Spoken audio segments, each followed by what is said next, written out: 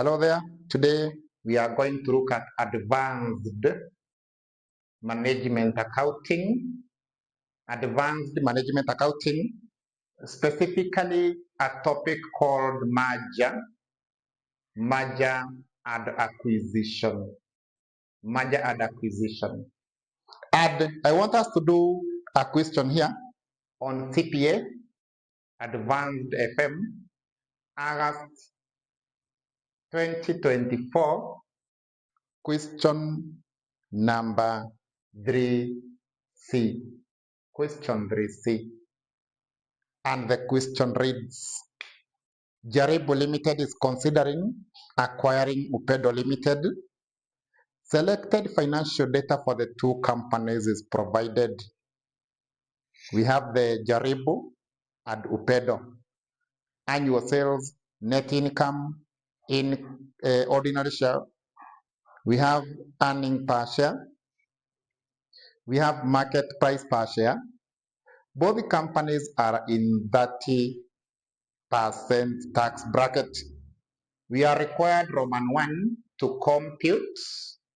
We are required to compute the maximum exchange ratio that Jaribu Limited should agree to if it expects no dilution in earning per share. We just come here and say the exchange ratio is given by offer price or over the market price per share of the predator. And this predator, it is the company that wants to acquire the other one. In our case, Jaribu Limited is the predator because it wants to acquire Upedo Limited. Higher. In the question, we don't have the offer price and we must compute the offer price. At offer price, we say it is the price earning of predator. We multiply by EPS of target. Whenever you see price earning, we talk of the market price over earning per share. The market price of this predator, I can see it there. It is 88. We have agreed that predator is Jaribu Limited. It is 88. The earning per share is 8 shillings.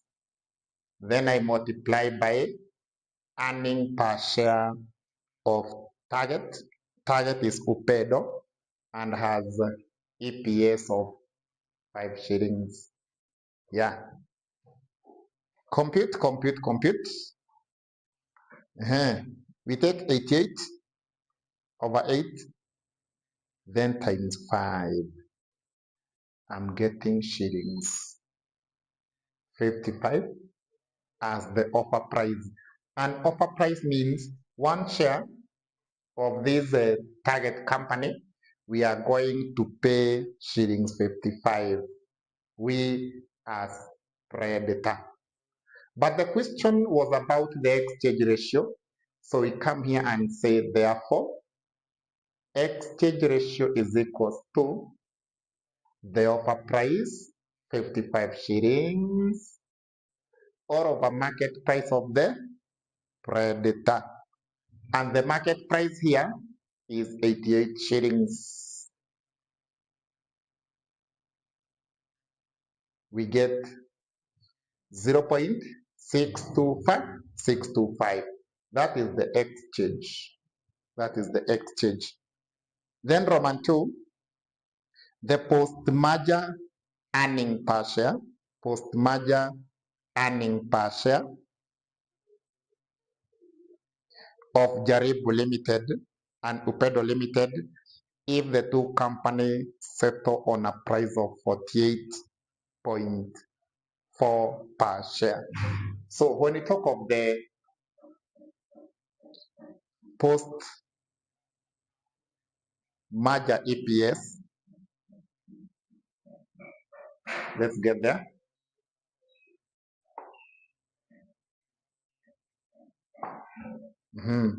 We have Roman 2 now.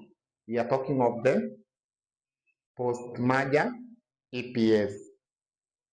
Okay, this post-merger EPS, FM is very friendly. You see, this name is formula. We talk of combined earning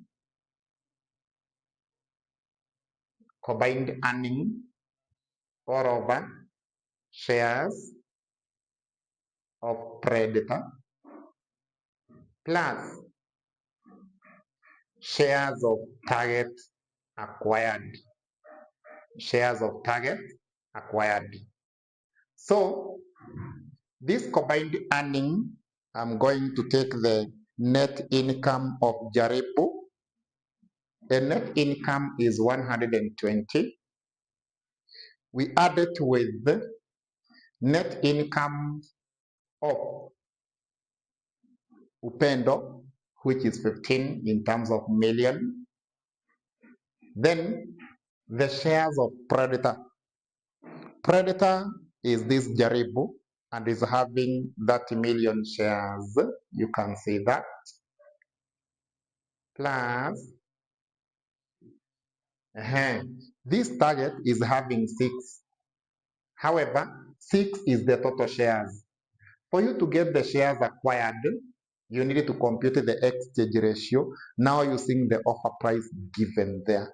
We have a new offer price there of 48.4. Yeah, we divide by market price of the Predator, which is 88. Now this is giving me the new exchange ratio. Were it not for this new offer price provided, I would stick with my exchange ratio yenye tumepata pale juu of 0.625. Yes, 0.625. Otherwise, we use the new offer price. Then once you have the exchange ratio, you multiply with the total shares in target so that you can get the number of shares acquired. That is it. So these are the shares acquired now. Shares acquired. Let's do it. 120 plus 15, that gives you 135. Then 48.4 or over 88 times 6. I'm getting 3.3 million shares acquired. I add those of Predator. I get a total of 33.3. So my post-merger EPS is shillings. We take 135, we divide by this, we get shillings 4.05 per share. That is the EPS after merger. EPS after merger. EPS after merger. We go to Roman 3. And Roman 3 is telling us Jaribu Limited EPS of Jaribu Limited's EPS if Upendo Limited's shareholder accept 12% convertible preference shares with the par value of shillings 100 for every 5 ordinary. Yes, that is called share for the debenture exchange. Share for the debenture exchange. This is Roman 3. Share for the debenture exchange. And when you have this share for the debenture exchange, the starting point is to compute the amount of debenture before anything else. And we are being told these shareholders will accept 1, meaning we are going to give them 1 unit of debenture for every 12%. It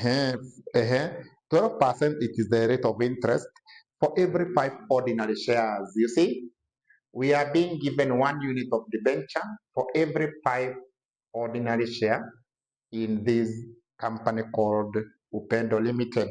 So you come here and ask yourself, how many shares are there in target company? It is having 6. million shares. You see? So how many debentures are we going to issue to these people? We cross multiply this one this way. It means it is 6 million. We multiply by 1. Then we divide by 5. How many units of debenture? Take 6 million, divide by 5.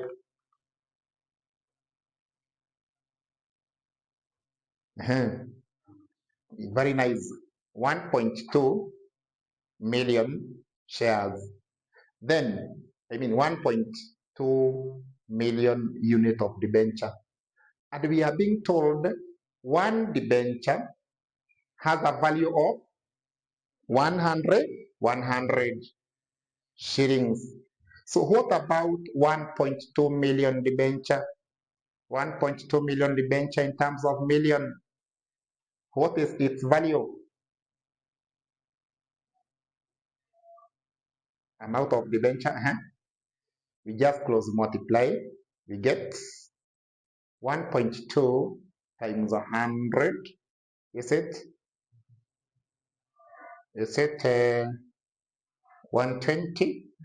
It is shillings 120. This is the amount of debenture. Now, once we have this amount of debenture, now our calculation is very nice, because what is remaining is to compute the interest on debenture. Remember, anywhere you see debenture, it earns interest. And the interest on debenture is given by the formula. We take the amount, then 1 minus tax times the rate. Why 1 minus tax? Debenture is tax allowable. Debenture interest is tax allowable. So it is 120 million. I multiply by 1 minus 0.3, which is tax. Then the rate of debenture, it was earning interest at the rate of 12%. At the rate of 12%. Take 120 by 0.7 by 0.12. We get 10.08. This is the interest we are going to pay. Yeah, this is the interest we are going to pay. Then, having said that, we can now compute the EPS, the post-merger EPS. Post-merger EPS. And as the word suggests, it is earning, and combined earning. We take the combined earning, 120 plus 15. But since now we have the interest on debenture, we minus this interest on debenture. Then you divide by the shares of creditor only. When we have the debenture, these people are no longer shareholders. They will become debenture holder. Meaning the number of shares will not increase. We are maintaining the shares of creditor, which is 30 million. Which is 30 million. So take 120 plus 15, you minus 10.08 million. Answer you divide by 30, you get shillings 4.16 per share. That is the new EPS when we have share for debenture. Share for debenture. Yes, you can see share for debenture. The number of shares are not increasing because these people will become the debenture holder, not shareholders. Nice.